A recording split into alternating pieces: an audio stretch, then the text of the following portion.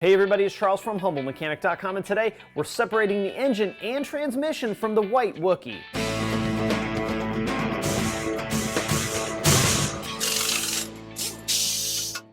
This is a key step in replacing the lower timing chains. It's also going to give us an opportunity to inspect the bearings for the connecting rods and the main bearings. It's also going to give us an opportunity to look at the oil pump and of course to clean the block and get it ready to be painted. This is also sort of in process while I wait for the mount to put the VR6 on the engine stand in a manner that I can actually work all around the engine. Eurowise makes a great mount that mounts to the back in the exact same location the factory engine mount mounts to. That way we can put a clutch on it, do our chains, get all of it done while the engine's on the stand, and we don't have to sling the engine in order to do that stuff. One thing I've done on a lot of these Wookie videos is also take some Facebook Live questions. So I have my phone right down here, gonna take some Facebook Live stuff and hopefully pair the two up for a really cool YouTube video. All right, with that, let's get to it. As you can see, I got the engine down here on the floor on this rolling cart. I'm gonna actually roll it over to the engine hoist over here. That way I can lift it up. I need to have this off of this platform in order to separate the engine from the transmission. There are bolts down below at the bottom of the transmission, so I'm gonna need to gain access to that. I also wanna be careful not to rock the engine too much and tilt it too much because there is still coolant inside some of these coolant jackets, and I don't want to make a huge mess. All right, so we have the engine hoist all set up. Now what we're gonna do, we're gonna get the handle. Don't even really have any tension on it. I never took the chain off from when we pulled the engine out. Hopefully we can do this with minimal mess. We don't need to put the engine and trans sky high, just high enough to get to the lower bolts on the bell housing. There's also, on a lot of these, from the factory anyway, a cover that, I don't remember if it covers bolts or not, but we're gonna go ahead and get this up. Get it up enough that I can get an impact gun on it and zip these bolts out. Also show you guys how I organize these bolts. A lot of times bell housing bolts are different lengths, so you want to make sure that you keep them in order. I've seen coolant jackets broken because of bolts going in the wrong place, and we definitely don't want to do that. While I'm out of the way, give it a shake. Give it a shake. Everybody's happy. You want to give it a shake while you're out of the way, so that you don't give it a shake while you're in the way and end up doing something stupid. So there's some stuff going on down here at the bottom. The nice thing about this is I can rotate it around pretty easily. And don't worry, I'm staying pretty much out of the way. We only have a handful of bolts that need to come out. So let's start jamming on them. All right, so got our cardboard. This is where our bolts are gonna go for our transmission. We're gonna start at the bottom. Notice I'm standing completely out of the way. I'm not like all up under it. One other thing, if you guys are ever working on this kind of stuff, doing anything like this, and something starts to fall, let it fall. If this oil pan breaks, that's gonna suck, right? If my hand gets smashed between this and the engine hoist, that's gonna super suck. And we don't wanna deal in super suck. We only want to deal in minor suck if we absolutely have to. And in the perfect situation, we would never deal in suck at all. I also like to label my cardboard when I do this. So I'll take my cardboard and I will write T-O-P. I'll write top on it. I know it's backwards for you guys, but I'll write top on it. That way I know this is the top. That bolt right there, that bolt's gonna be my top bolt. So that one's gonna go at the 12 o'clock position. I'm trying to hit these with an impact gun and see if they'll come off. Not sure that's gonna happen today. I got one more thing I can try though. So how are you guys all doing? What's new out there in the world? I feel like I've been kind of hidden from the world lately. All Track came out, or is coming out. I got to see one of those. That was kind of cool.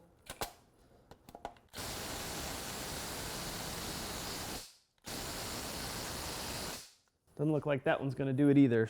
So there's a cover down here that has an odd bolt, and the thread pitch on the bolt is odd too. I actually never put this cover back on my cabbie because I couldn't find the bolts that went in it. No recollection of what happened to them. We're going to take these out and get this cover out of the way. I still have the cover though from the cabbie, which is cool because it's already painted and happy, which I'm happy about. Are y'all affected by the airbag inflator problems? We have a couple of cars that are on the stop sale for the airbag inflator thing, but nothing too major. This is that cover. It's kind of nasty. There's a rubber seal on it. I don't remember the cabbie one having that.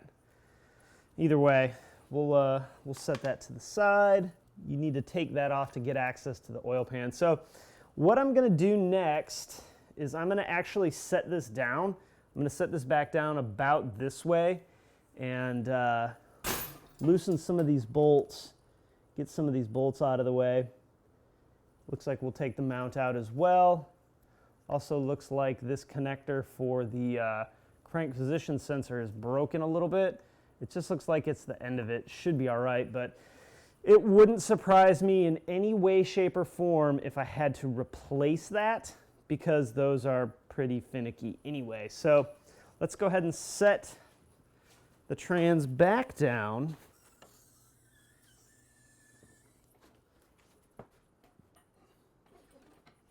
What I am going to do though, just kind of support it a little bit. Not really lift it, just support a little bit. Now that it's on the ground, I feel a lot better about using some hand tools and breaking some of this stuff loose.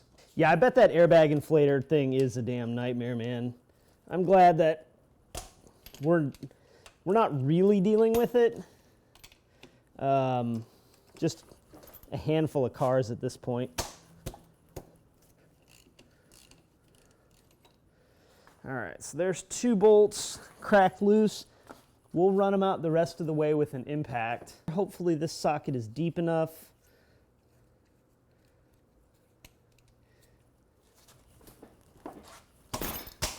This is one of those times where I could really wish I could like get the camera all up in here.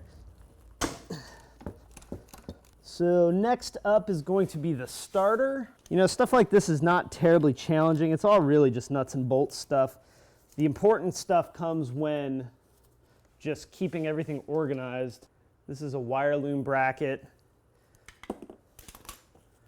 1 nut that holds it on. Not gonna lie, it's been a little while since I've had a trans out of one of these. In fact, it just is probably the case that the last one of these I had apart was when I had the when I was doing the GTI, or sorry, the cabbie.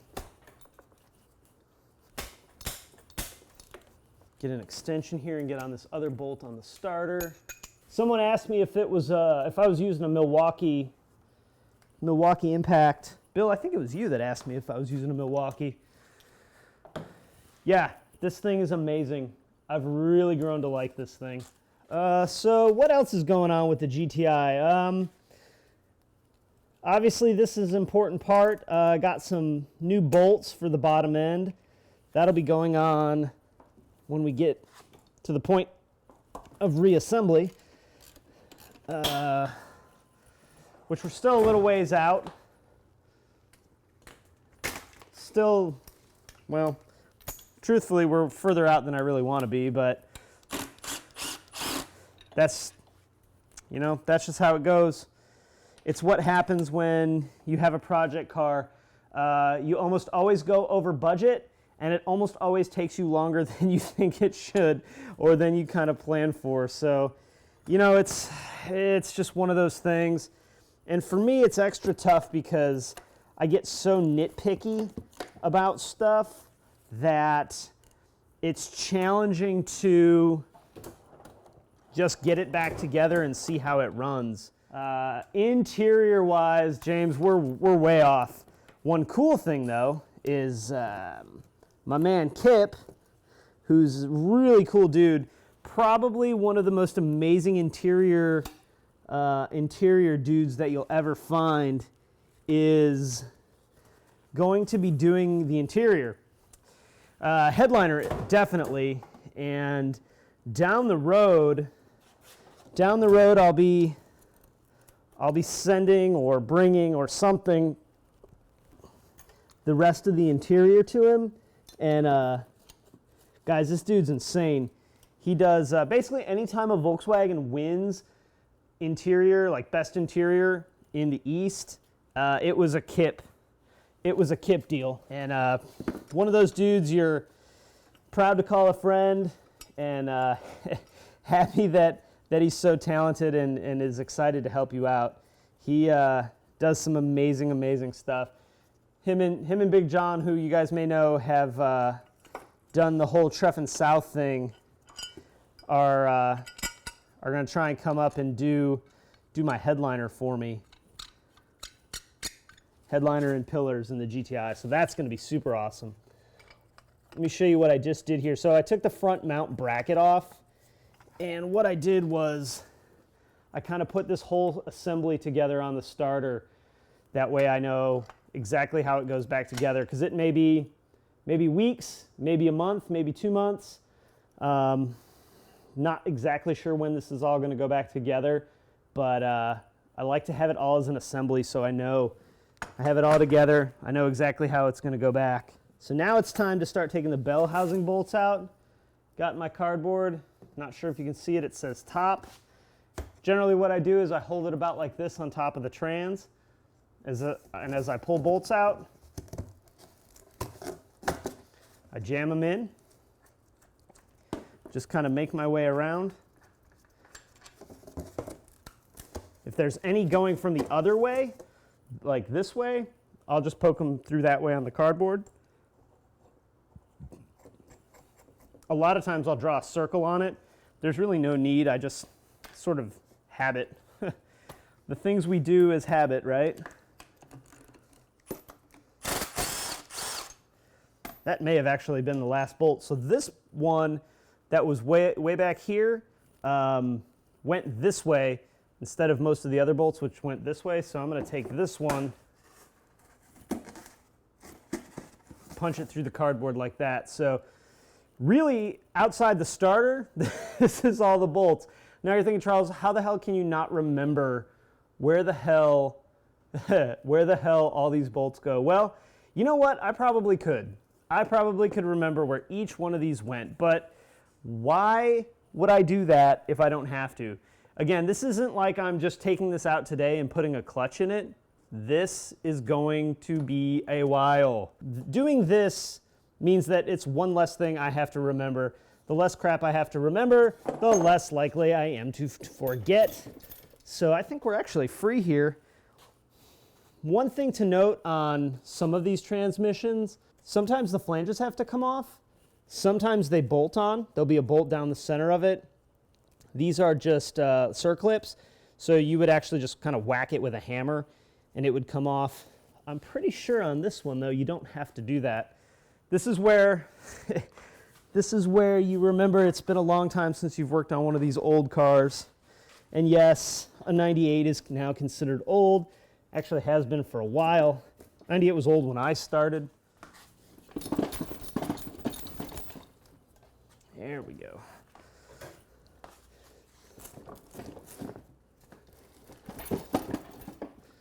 There we go. This is way easier doing on the ground than, oh, Dave, that's a great question. Hang on, let me get this apart, Dave. Because you know me better than that, and you know I wouldn't do that. Here we go, we're apart, right? Engine and trans, fully separated. This is a great opportunity to check the release bearing. I'll be honest, I'm not gonna even bother checking it. It's getting a new one. And since Dave asked, go ahead and share this with you guys. Right here, buddy. You know it. Definitely gin. It's just, it's like 1,000,000 degrees out here. And of course the fans are on the other side of the shop. But anyway, there we go. That was easy. Now that we have this stuff separated, I'm waiting on a mount from Eurowise. That mount's gonna go right here. Yeah, gin and German car parts, PBR for American. I like that, Matthew. And yeah, Dave, definitely. So this mount is gonna come off. The Eurowise stand, engine stand mount goes right here. That allows me to put this whole block on the engine stand and still have access to the clutch, to the lower chains, so I can do all that. I can work on all this stuff in the front, clean all this crap, this nasty, dirty, messy crap up, replace all these gaskets and seals, paint anything that's gonna get painted, which is probably everything, still deal with the accessory bracket. Normally, when you mount this stuff to an engine stand, you would mount it here. And obviously, if I had this stuff mounted that way, I wouldn't be able to get to the clutch. I wouldn't be able to get to the lower chains. If I could, it would be a hassle because all that crap would be in the way. I'm just noticing there's a paper towel shoved in there. So the guys at Eurowise came up with the mount. It actually mounts very similar to how the Mark 1 Swap stuff does. Let's go ahead and back this up a little bit anyway. See what we're dealing with on the transmission side.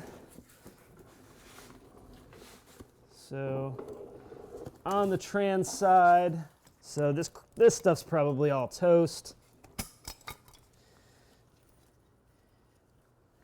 You can see here's our release bearing and bearing plate.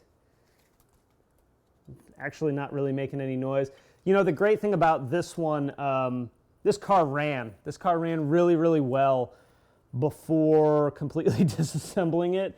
So there's a lot of stuff that I'm not too worried about, but there's also a handful of things that are going to get replaced anyway. Things like this release bearing, because it's going to be, super bitch to get it back together, take it apart and do anything with once I get it back in. So it's one of those deals where you might as well just go ahead and take care of it while you're doing it. Man, might as well damn zip the clutch off, as long as I have some kind of 12-point socket floating around here. What are these, 9mm? You guys remember 9mm 12 points? Is that what they are? So let's get this out of the way. All right, let's see if we've got a 12-point socket to take these bad boys off with. How about that? The folks at Sonic come through with a 9mm 12-point socket. How about that? Just need to find my impact. Here she is. Let's see what the condition of this clutch is. Now, all this is going to get replaced, so, another one of those deals where if I was going back together with this stuff, I would be more organized with it like I was with the trans bolts, but she's going to get a new clutch anyway. It's got 140K on it. Typically, you'd want to ease these bolts out a little at a time, crossting these, the removal of these, but since I'm going to replace it anyway, I don't really care. I'm just trying not to blow too much asbestos in my face. Someone asked me what kind of clutch I'm going to go with. Not sure yet. I actually like a lot of the options that are out there. Talked to the guys at Black Forest about it. Did I get them all? Got them all. So I may go with one of their clutches. It's kind of TBD at this point.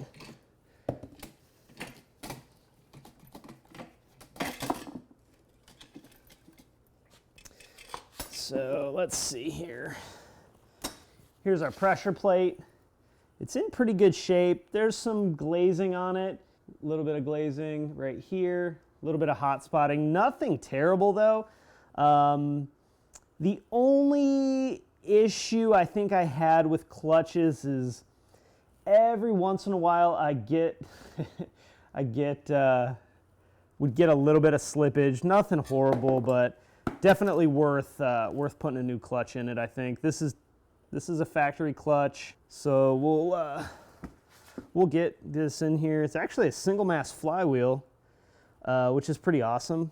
I don't know, I feel like the cabbie had a dual mass in it, which is weird. There's plenty of friction material left for those of you that have yet to see the inside of a clutch. So yeah, honestly, this clutch is not really that bad. The springs look good. I don't know. After I get a new clutch in it, if any of you guys need a clutch for a VR6, you're more than welcome to have this. You know, I've been using that Makita Fuel. It's like an impact driver. This is more of an impact gun. This is from Rockwell. It's pretty good. I feel like for how much power it has, I'd actually prefer it to be a 3/8 drive, not a 1/2 inch drive. But, you know, the drive is sort of irrelevant. It's one of those kind of in my head things that I feel like a 1/2 inch drive tool should be a more powerful tool than 3/8 drive. So this is a 1/2 inch drive. I wish it had a little more power, but all in all, not too bad. Kind of thing that'll take wheels off, but it's definitely not the beast of a 1/2 inch impact driver that a lot of people have today. Just in case these bolts need to go back, don't wander off too far. So there's a little bit of hot spotting on the flywheel as well. Nothing horrible. Just enough to make you go, yeah, I'm gonna go ahead and put a clutch in it anyway. So there we have it.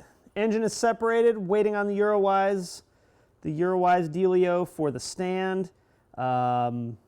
Clutch is getting replaced anyway. Transmission, I'm not quite sure yet what's gonna happen with it.